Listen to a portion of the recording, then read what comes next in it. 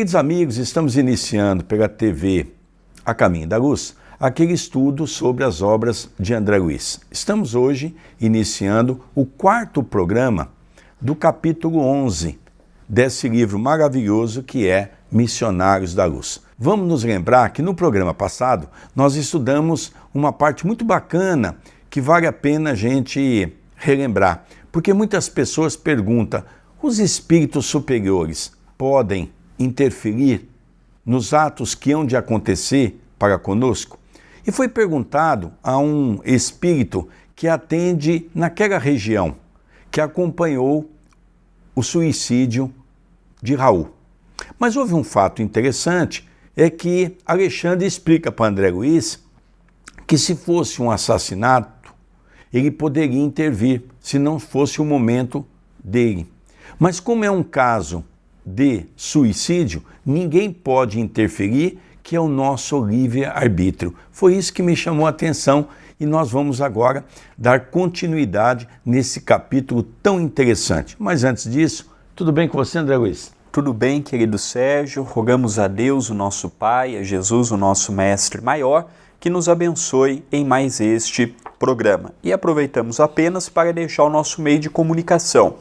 Quer escrever para nós, quer mandar sua mensagem, quer deixar sua sugestão, ou mesmo quer receber diariamente as nossas novidades? O WhatsApp da TV A Caminho da Luz é 19 997 78 2794. Mande já a sua participação. Eu vou pedir para o André iniciar, mas eu gostaria de lembrar você que está assistindo esse capítulo especial, ou esse programa, que é interessante você começar desde o primeiro, para que você possa entender esse capítulo que tem como título Intercessão. Senão você não vai entender bem. Tem que estudar o primeiro, o segundo, o terceiro, o quarto e o quinto. Esse capítulo foi dividido em 5 partes. Vamos iniciar então, André Luiz? Dando continuidade no ponto que paramos no programa anterior.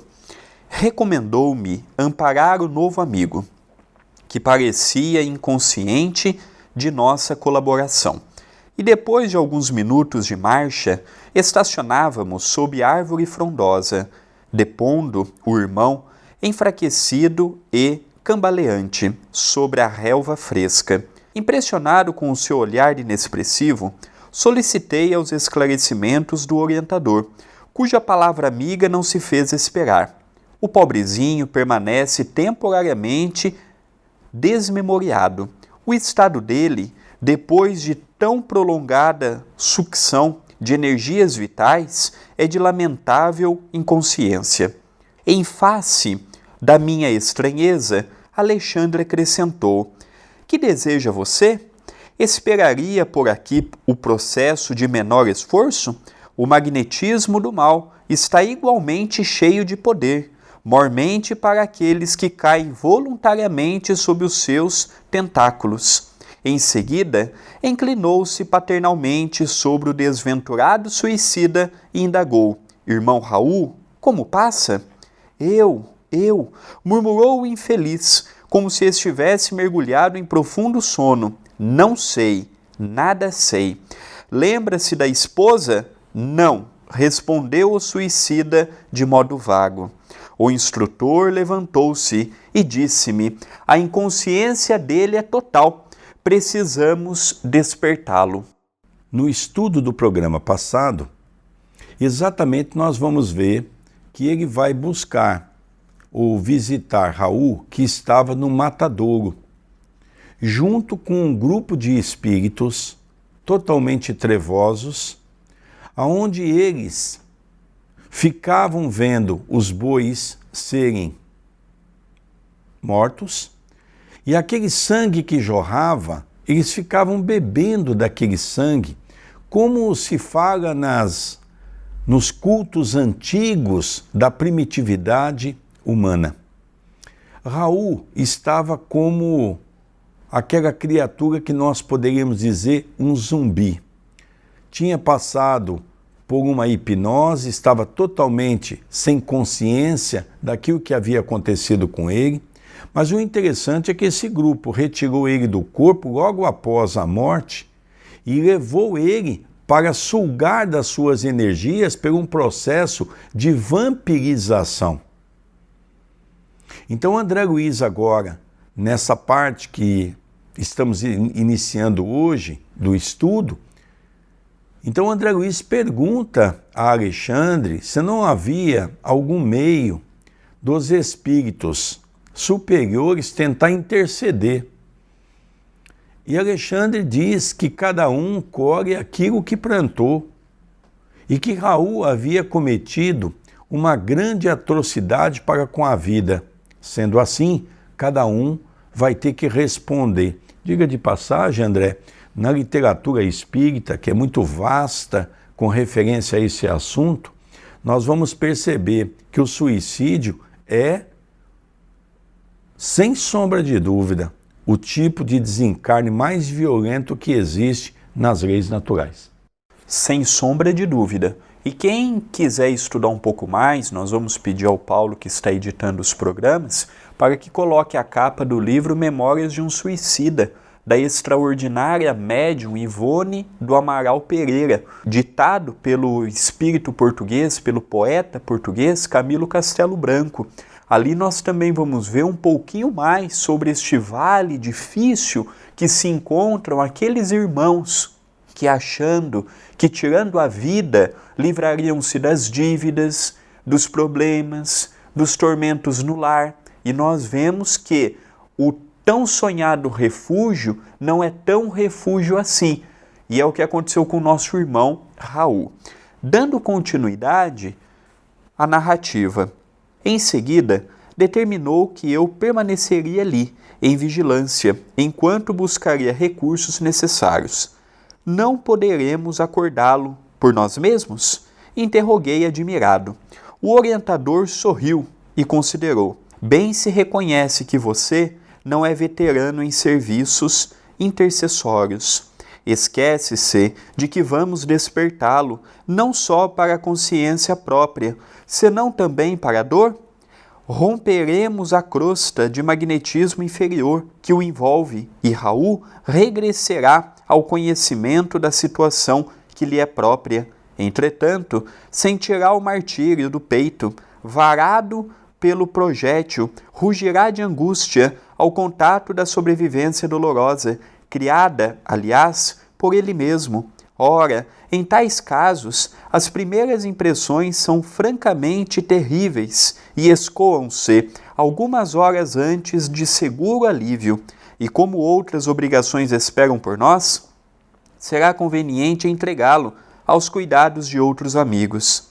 As observações calaram-me profundamente. Decorridos 20 minutos, aproximadamente, Alexandre voltou acompanhado de 2 irmãos, que se prontificaram a conduzir o infeliz e, daí a algum tempo, encontrávamo-nos em uma casa espiritual de socorro urgente, localizada na própria esfera da crosta. Via-se que a organização atendia a trabalhos de emergência, porquanto o material de assistência era francamente rudimentar. Adivinhando-me o pensamento, Alexandre explicou. No círculo de vibrações antagônicas dos habitantes da crosta, não se pode localizar uma instituição completa de auxílio. O trabalho de socorro, desse modo, há de sofrer incontestável deficiência. Esta casa, porém, é um hospital volante que conta com a abnegação de muitos companheiros. Aqui nós vamos ver alguns aspectos importantes para o nosso estudo. Primeiro, Alexandre explica para André Luiz que um espírito, por mais evoluído que seja, e André Luiz reconhecia em Alexandre um espírito de alta envergadura, jamais consegue fazer um trabalho sozinho. Ele foi buscar 2 companheiros para o auxiliar. E um outro fato que nos chama muito a atenção é que havia necessidade de despertar Raul daquele momento que ele estava sobre o quadro da hipnose, porque levaram ele exatamente a um esquecimento da sua vida. Ele já não sabia quem era sua esposa, ele não sabia os seus filhos, ele não sabia o que havia acontecido com ele. Ele não sabia exatamente nada do que havia ocorrido no processo do suicídio. Do suicídio para frente, ele já perdeu totalmente o controle, porque ele ficou na mão de espíritos inferiores. Olha que coisa interessante, André. E outro ponto, querido Sérgio, que é importante a gente realçar, é a inexperiência de André. André chegou no mundo espiritual sem qualquer preparo para o trabalho espiritualmente falando. E aqui Alexandre deixa bem claro, bem se conhece, bem se reconhece que você não é veterano em serviço. E André estava começando o trabalho no lado espiritual. Tinha uma cabeça privilegiada, teve uma oportunidade privilegiada e também estava aprendendo. Porque tem muitos espíritas que acham que os espíritos desencarnam e já passam a saber tudo, a conhecer tudo. Não é assim. Tem coisas que apenas o tempo e a experiência hão de dar, inclusive para os espíritos. Interessante também, André, que ele arremata dizendo sobre essa ajuda pela qual foi buscar duas pessoas que iriam levar numa casa de socorro aqui na crosta. O que é essa casa de socorro? São as casas espíritas. Às vezes até casas de pessoas que têm grupos familiares e que são pessoas voltadas para o bem e que têm o trabalho ligado ao bem, onde ali, ao longo do dia ou ao longo da noite, ficam as equipes espirituais, socorristas, para atender exatamente esses espíritos superiores, que quando vê caso dessa natureza, recorrem para ajudar. Então, André, veja que coisa interessante, mas há uma coisa que ele nos chama a atenção. A dificuldade que eles têm de encontrar essas casas, os elementos certos para o trabalho, porque essas casas são deficientes, como ele mesmo diz. Deficiente por quê? Deficiente porque essas casas têm que ser muito bem aparelhadas pelo plano físico. Isso quer dizer, pelos trabalhadores da casa no campo encarnado, para que possamos formar, pela vibração, um conjunto de trabalho para com o plano superior, para que possamos ter a harmonia necessária para que os espíritos possam socorrer. Como é que uma casa de tantas desavenças entre os seus trabalhadores, onde todos querem apenas objetar o poder, como é que pode uma casa dessa ser mantida pelos espíritos superiores? Há uma dificuldade muito grande. Eles conseguem realizar uma parte do trabalho, mas eles têm muita dificuldade, como diz aqui o nosso Alexandre para André Luiz. E quem quiser saber um pouco mais disso, nós recomendamos também um estudo que eu e nosso querido Sérgio apresentamos sobre o livro Os Mensageiros, em que nós vemos aquela mãe que estava encarnada com mais 4, 5 filhos, sendo que o seu companheiro já havia desencarnado. E aquela casa, pela sublimação desta mulher e pela sublimação das filhas, o filho era o único que não andava no mesmo diapasão evolutivo. Faziam daquela casa um pronto-socorro. Então, quem tiver interesse com um pouco mais de detalhe, no próprio YouTube, eu e nosso querido Sérgio, estudando o livro Os Mensageiros, vamos ver este atenuante que ele citou há pouco. Vamos continuar a leitura. Deposto Raul no leito-alvo, o devotado instrutor começou a aplicar-lhe passes magnéticos sobre a região cerebral. Não se passou muito tempo e o infeliz lançou um grito estertoroso e vibrante, dilacerando-me o coração. Eu morro, gritava Raul em suprema aflição, tentando agora escalar as paredes. Acudam-me, por caridade, e, comprimindo o peito com as mãos, exclamava em tom lancinante: meu coração está partido, ajudem-me, não quero morrer.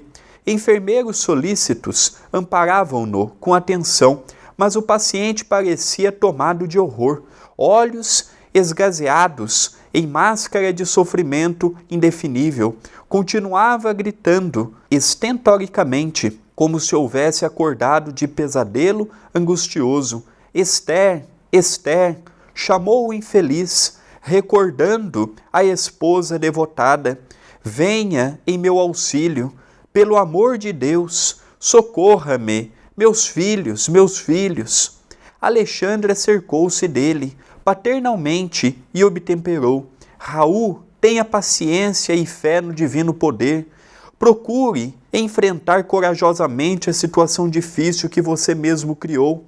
E não invoque o nome da companheira dedicada, nem chame pelos filhos amados que deixou na sua antiga paisagem do mundo, porque a porta material de sua casa se fechou com os seus olhos. Se você tivesse cultivado o amor cristão, prezando as oportunidades que o Senhor lhe confiou, fácil seria, em um momento destes, regressar ao ninho afetuoso para rever os entes amados, ainda que eles não conseguissem identificar a sua presença, mas agora, meu amigo, é muito tarde, é necessário aguardar outro ensejo de trabalho e purificação, porque a sua oportunidade, com o nome terrestre de Raul, está finda. Interessante, André. Eu gostaria de chamar a atenção do nosso telespectador que assiste a TV A Caminho da Luz, o programa Estudando as Obras de André Luiz, que aqui é uma advertência muito séria.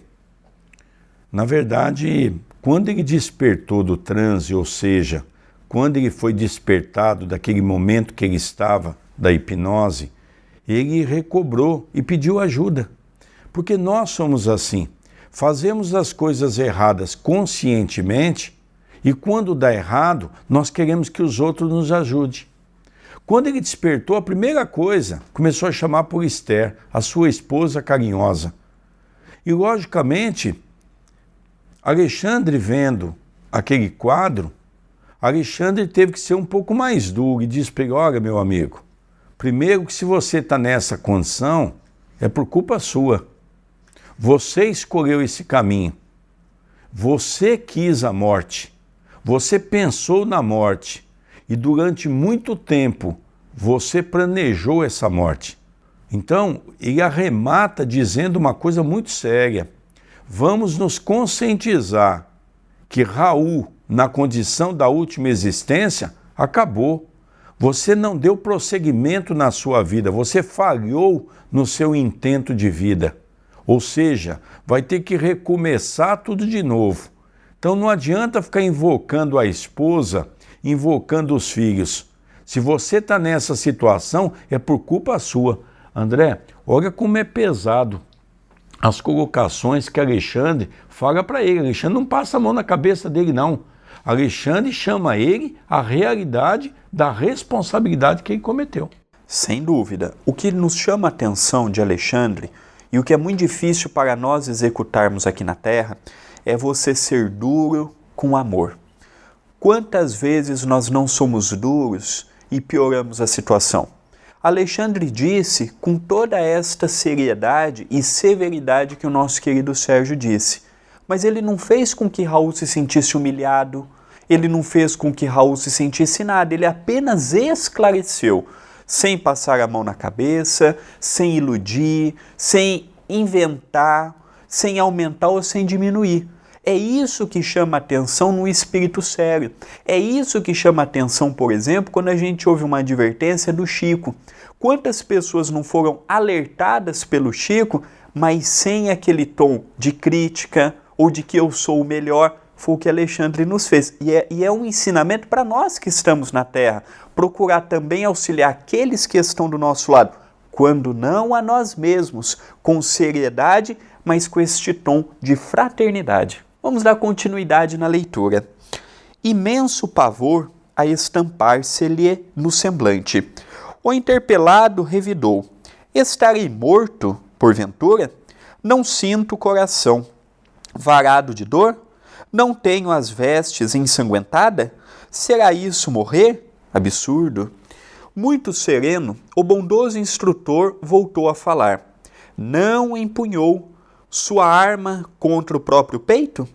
Não localizou o coração para exterminar a própria vida? Ó, meu amigo, podem os homens enganar uns aos outros, mas nenhum de nós poderá iludir a justiça divina.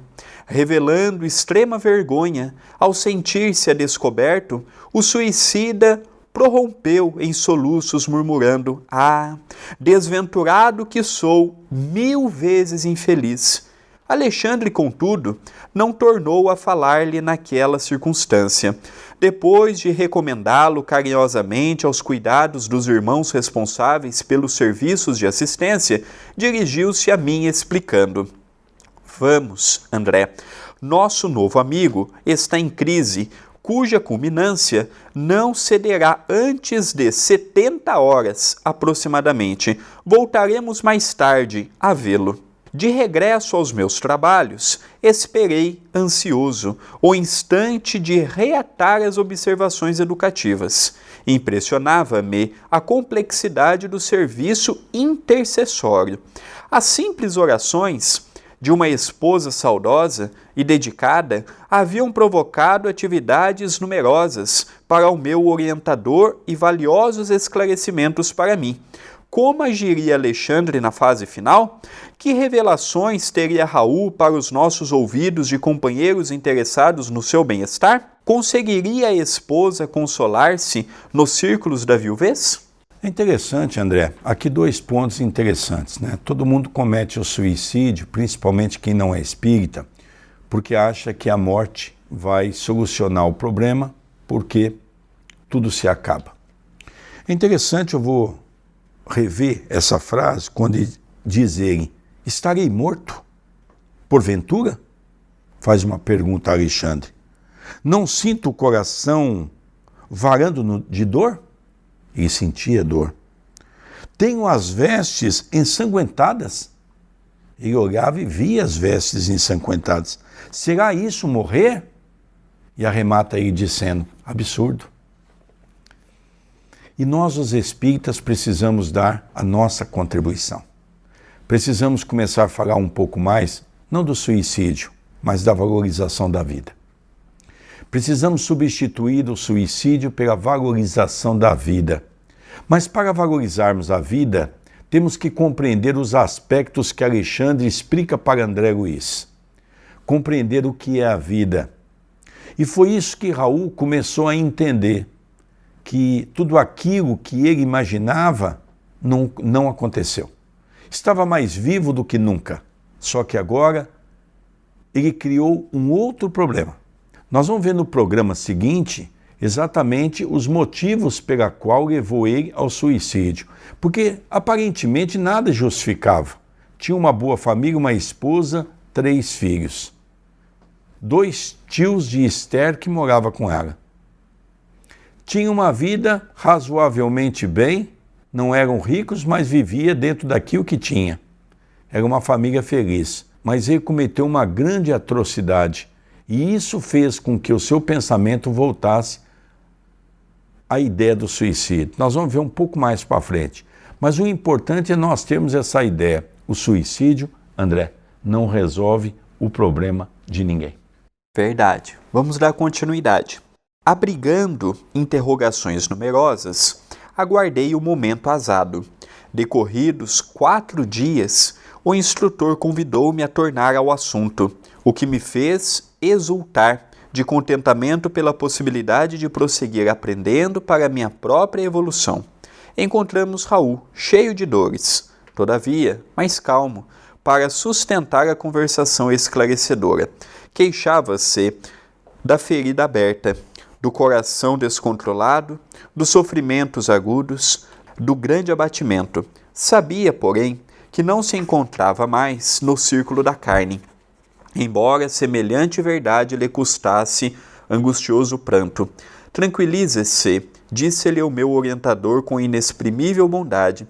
Sua situação é difícil, mas poderia ser muito pior.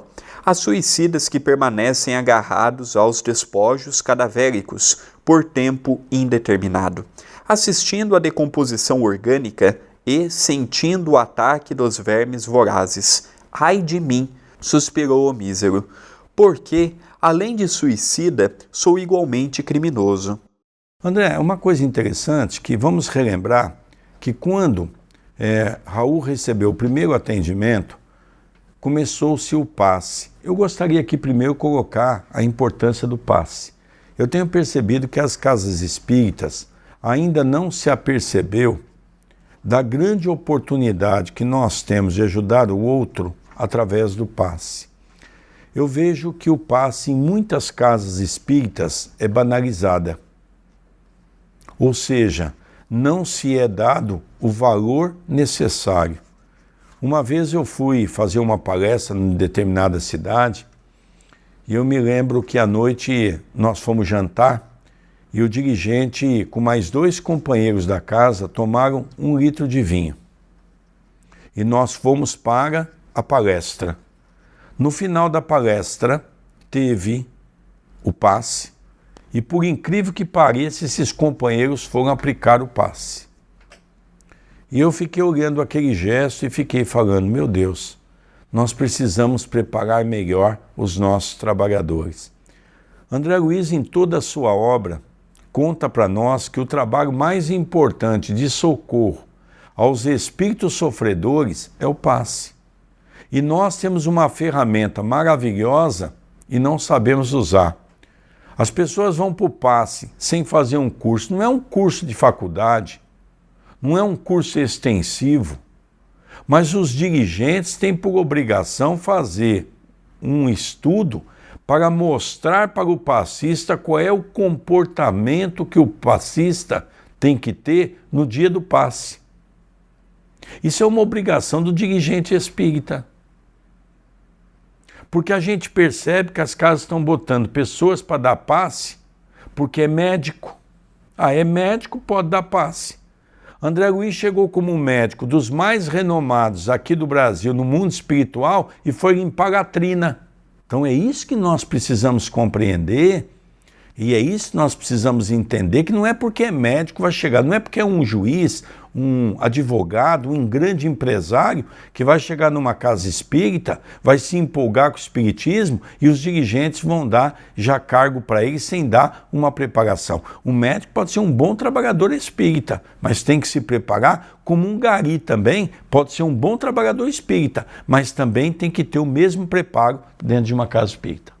Então nós observamos a importância do preparo que se faz, seja a posição que ocupe, seja o cargo que desempenha, seja a posição social que tem. Para o Cristo, todos somos muito importantes. Para o Cristo, todos nós temos o nosso papel. E no mundo espiritual, o que vai fazer a diferença é o amor que nós possuímos. É o amor que nós colocamos nas nossas palavras, nos nossos gestos, na maneira que nós lidamos com as problemáticas em família, no trabalho, mediante a religião que escolhemos, mediante a sociedade que, querendo sim, querendo não, fazemos parte e sabemos das enfermidades que a sociedade tem, já que a sociedade no coletivo é o reflexo do indivíduo. Então este capítulo, ele de um modo, até agora, 4 programas, ele nos mostrou um conjunto de informações, um conjunto de entendimentos que mostra para todos que para o alto todos são importantes e ninguém fica sem desamparo. Este nosso irmão, optando sair da vida pelas portas do fundo, que é o suicídio, não é porque ele cometeu o suicídio que é menos filho de Deus do que eu, você que não cometeu, e de que eu e você que não pensa em cometer o suicídio. Ele só vai passar por dificuldades mais duras. O que ele fez perante si mesmo e perante a justiça divina terá o seu acerto. Numa próxima encarnação virá com um corpo fragilizado. No mundo espiritual ele já está colhendo as lutas, as dificuldades. Então que nós possamos compreender que seja perante nós mesmos, ou seja perante o nosso semelhante, nada fica impune. Tudo que nós fazemos tem uma lei divina nos acompanhando, nos assessorando. Se for para o campo do bem, os frutos serão positivos. Mas se for no campo do equívoco, como foi este nosso irmão, infelizmente a colheita será dolorosa. Eu queria aproveitar e rever uma frase que a gente comentou pouco, mas eu acho que é uma frase que a gente tem que estudar um pouquinho mais. No círculo de vibrações antagônicas dos habitantes da crosta, não se pode localizar uma instituição completa de auxílio. O trabalho de socorro, desse modo, há de sofrer incontestável deficiência. Esta casa, porém, é um hospital volante que conta com a abnegação de muitos companheiros. Então, veja como é importante aquela linha de raciocínio que nós estamos falando, de preparar melhor a nossa casa. Isso é um compromisso nosso, dos encarnados. Eu percebo que nós ainda temos aquela ideia de achar que o plano espiritual faz tudo.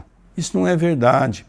O mundo espiritual, logicamente, quanto mais nós, os encarnados, procuramos implantar numa casa espírita amor, estudo, sinceridade, o objetivo de servir, automaticamente, dentro de uma lei de ação e reação, vamos contrair os espíritos compatíveis a essa faixa e que vão nos auxiliar no trabalho.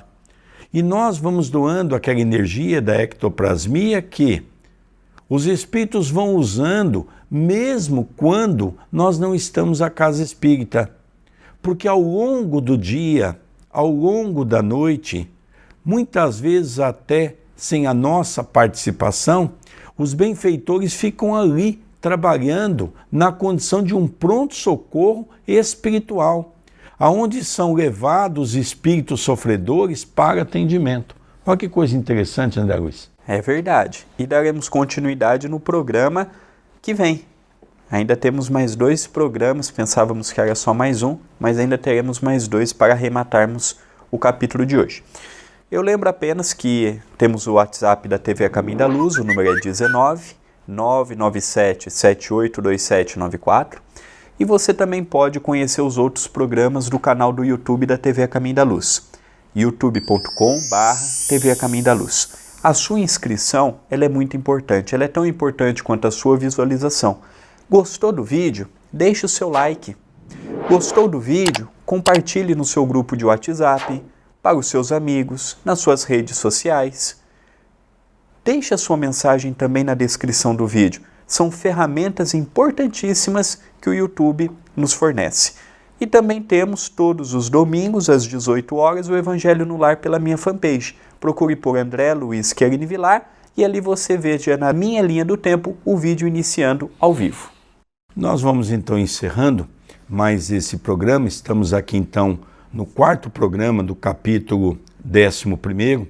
Teremos ainda o 5º e o 6º programa, ok? Não perca não, vale a pena nós estudarmos juntos a obra de André Luiz. Até o próximo programa, que Jesus nos abençoe, nos fortaleça e nos auxilie hoje, agora e todo sempre. Um beijo em seus corações.